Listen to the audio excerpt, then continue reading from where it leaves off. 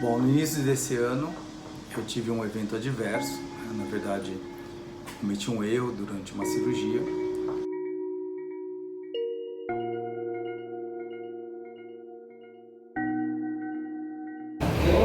Bom, quando a gente é envolvido numa morte no plantão, é uma coisa que sempre traz uma reflexão, né? A gente sempre pensa o que poderia ter feito melhor e no primeiro momento acho que a gente se culpa. A maneira que eu ouvi o paciente um pouco antes da parada foi diferente. Eu não entendi que ele estava em insuficiência cardíaca, eu entendi que o paciente estava internado para recuperação nutricional. A segunda frustração que, embora como lidar com uma parada seja uma coisa que a gente treina desde a faculdade, há um delta bem grande entre o que a gente recebe de treinamento e sabe de teoria e a gente organizar isso na hora da parada. Mesmo porque, numa unidade de internação, felizmente, a gente não vivencia isso com frequência. No primeiro momento que eu conheci essa criança, já percebi que se tratava de uma criança extremamente frágil. E aí, quando foi umas 3h15, mais ou menos da manhã, que iniciou a oferta da mamada desse horário, ele teve o vômito e, pelo que a gente entendeu, uma broncoaspiração e já entrou em parada. Eu já sabia que se tratava de um código azul. Os sentimentos ruins, né? No primeiro momento a gente leva aquele susto, depois vem a frustração, né? Medo do que vai acontecer com a criança, que até então não tinha um desfecho ainda, uma tristeza enorme. E quando eu me deitei, a gente fica com um nó no peito que só passa depois que a gente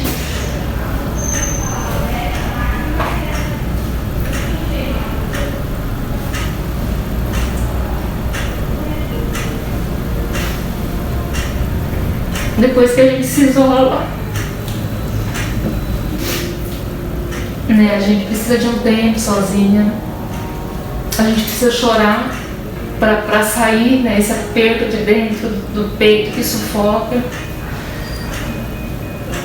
E assim, ao mesmo tempo vem essa necessidade enorme de querer esclarecer logo, sabe? De querer mostrar o que aconteceu, porque, né, eu sei da minha participação nesse atendimento, eu sabia, né, eu estive ali naquele atendimento, eu estive atenta, mas mesmo assim fica esse sentimento de falha, né? A gente fica tentando o tempo inteiro se perguntando onde que eu falhei, em que momento que eu tinha que ter reconhecido, né, para que não chegasse a esse desfecho, né? A gente fica se cobrando. Eu preparei a medicação, fui e coloquei na criança. Quando eu saí do leito, eu tinha olhado o monitor, a criança estava com uma frequência cardíaca de 132. Quando eu voltei, ela já estava com uma frequência cardíaca de 74. Fechamos a medicação, aí começou toda a correria. Dei toda a assistência para a criança, me vi no lugar daquela mãe o tempo inteiro.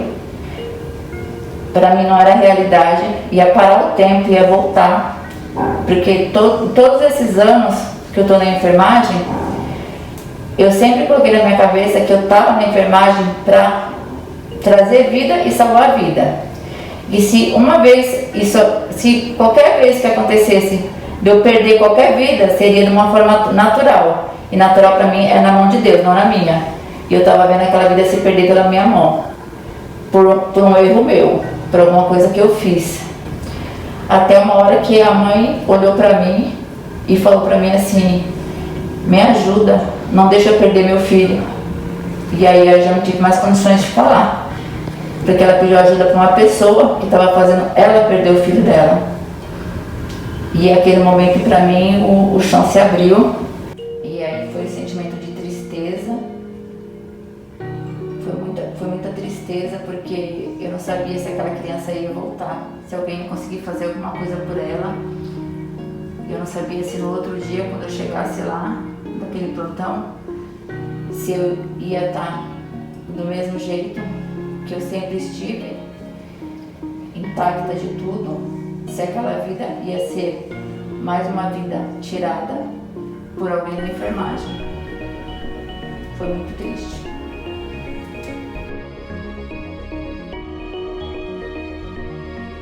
É claro que no primeiro momento o medo o medo principal é com o bem-estar da criança, né? Ficou então o medo da família, né? Do que a família ia pensar, se havia algum processo médico por conta disso, né? E também, né, o medo do que os colegas, né, da instituição iam pensar.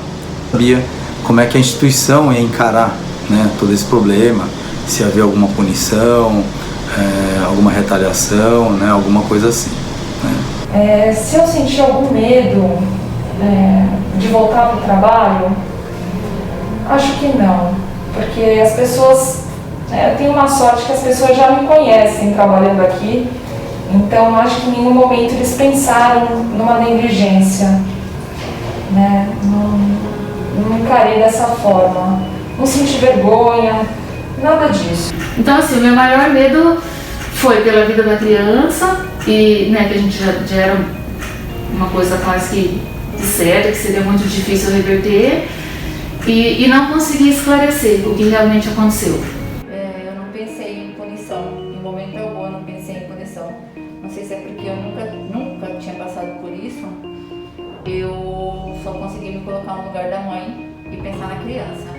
Eu queria fazer alguma coisa para aquela criança. Eu queria tentar reverter aquela situação.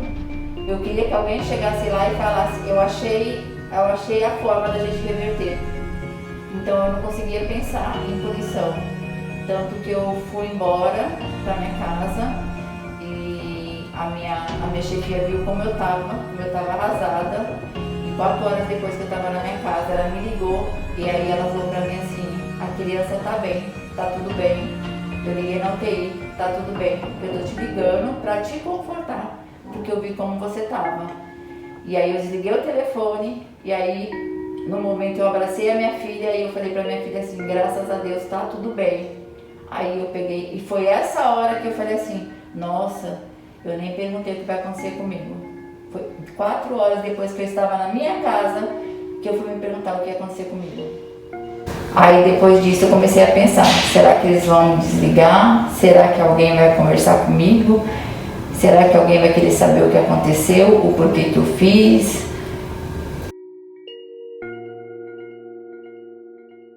Eu consegui expor o que aconteceu, eu contei o ocorrido. Tanto eu quanto as outras pessoas envolvidas, a gente foi muito bem acolhida pelo pessoal da qualidade. Eles pensaram muito na gente, pensaram muito na nossa parte psicológica e eles sempre perguntaram, tanto no dia que teve uma reunião, chamaram a gente para conversar, eles perguntaram muito se a gente estava preparados para voltar a trabalhar, se a gente estava se sentindo bem para voltar a trabalhar no outro dia. Eles eles conversaram muito com a gente e eles deixaram bem claro que eles estavam bem preocupados com a nossa parte psicológica. Isso daí foi muito bom para todos. Eu senti que eu fui amparada pela instituição. Em nenhum momento eu fui julgada como alguém negligente, que errou, né? E todo mundo compreendeu que, enfim, era uma situação difícil que não funcionou conforme a gente gostaria. Eu recebi todo o apoio, todo o acolhimento desde o início. Não estava sendo julgada. E a reunião foi, né, cada profissional teve a sua oportunidade ali de falar, de questionar, de esclarecer. Eu acho que todo mundo teve a oportunidade, teve seu tempo para falar. E assim, o que eu senti foi muito respeito da parte de todo mundo. Eu acho que assim, foi conduzido com muito respeito. O que eu senti foi que a preocupação da instituição era realmente detectar onde houveram as falhas, né, para poder fazer as melhorias, correções, treinamento, né, o tempo todo que se questionava, eu percebi que era em relação a isso, não era buscando um culpado, era buscando onde foi que errou, onde que estava a falha e de que maneira, né, seria resolvido. No final final daquela reunião, a gente ouviu palavras ali que eu acho que assim, foram palavras muito sábias, sabe? Palavras nobres para todo mundo que estava fragilizado naquele momento. Eu tenho certeza que trouxe muito conforto para todo mundo que estava ali envolvido, né? Envolvido e se sentindo mal ali de alguma forma. Depois da reunião eu também recebi mensagem, né, da minha chefia.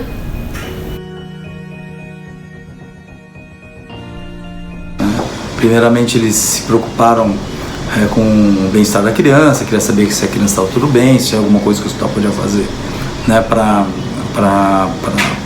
ver se a criança estava tudo bem com a criança, entrar em contato com a família, né, e depois eles queriam saber também como eu estava, né, eu estava bem, como é que eu estava encarando aquilo tudo, né, se eu estava conseguindo lidar com aquilo, né. Isso, confesso que, olha, foi muito reconfortante para mim, né.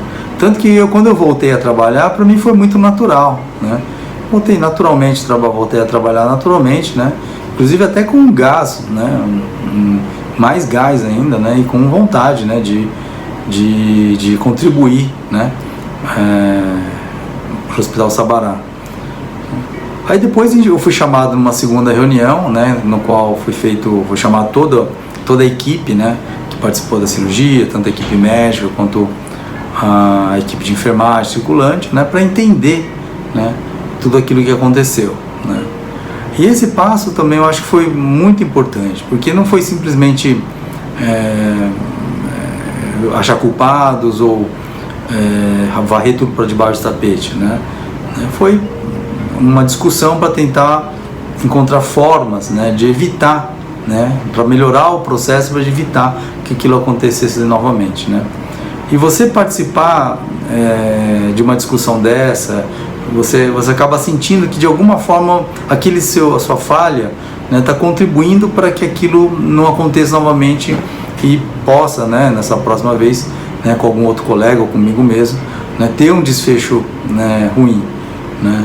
Então só você sentir que você está podendo contribuir com isso, né, eu acho que ajuda, né, você a diminuir, né, aquele seu sentimento, né, de falha, de que falhou, né, e ajuda a digerir melhor, né, tudo isso, né. Então eu só tenho a agradecer a instituição Sabará em nome dos seus, né, diretores, né, pela acolhida e pela forma como tudo isso foi conduzido, né, e torcer, né, claro, para que isso nunca mais aconteça.